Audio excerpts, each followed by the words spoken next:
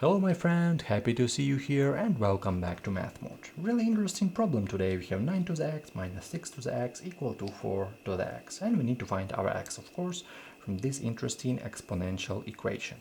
How can you do this? Of course we can try using logarithm, but I want to show you a really good approach how can you do this without logarithm.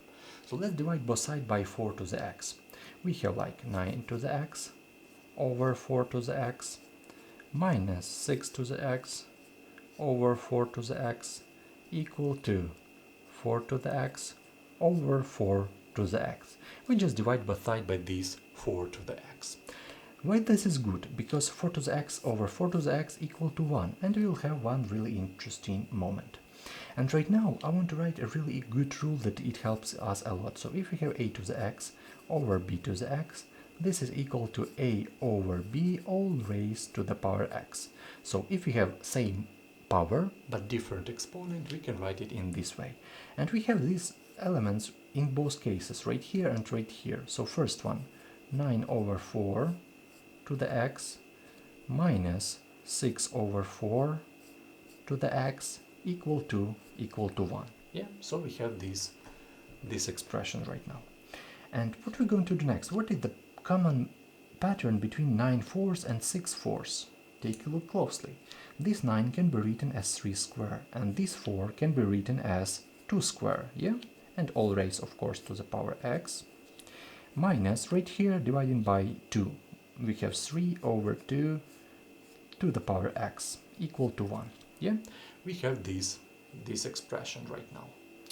What are we going to do next? Let's use this rule right here. We have 3 square, we have 2 square, so same exponent, same power and different bases.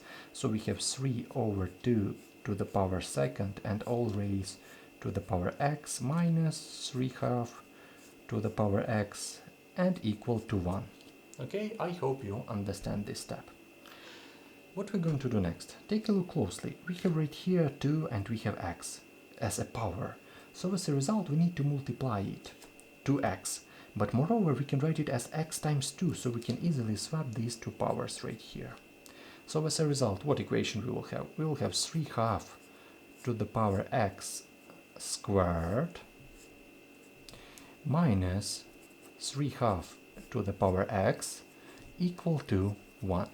And if we look closely to this, we have 3 half to the x and 3 half to the x. We can easily write a substitution, so let our 3 half to the x will be equal to, for example, t.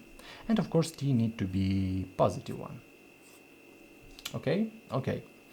Let's go next. We have quadratic equation. We have t squared minus t, and I bring this one on the left. We have minus 1 equal to 0. What roots we will have? We can easily find with the discriminant, or we can easily find it real quick. We have y first with the plus sign, for example, 1 plus square root of 5 over 2, and y second equal to 1 minus square root of 5 over 2.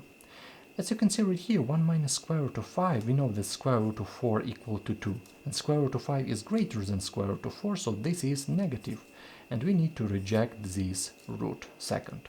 As a result, we have this expression, 1 plus square root of 5, and we go to our substitution, 3 half x equal to t.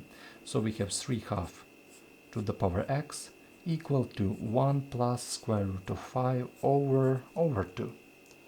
What we're going to do next? Of course, logarithm and real quick solution. If we take log, for example, on the left and on the right, we will have x, because this x jump right here in the beginning, we have x log 3 half and equal to log 1 plus square root of 5 over 2. We have this expression, and let's write our final answer. Let's divide by this constant both sides. We have x equal to log 1 plus square root of 5 over 2 all over log 3 half. Log 3 half. This is our answer. If you still have any question, write a question in comment. I try to help everyone, and if it's not hard to you, please leave a like, write any comment. I really appreciate it. It helps and it supports my channel a lot. So if it's not hard to you, please support my channel. I really appreciate it. Thank you and have a great day. See you in the next videos.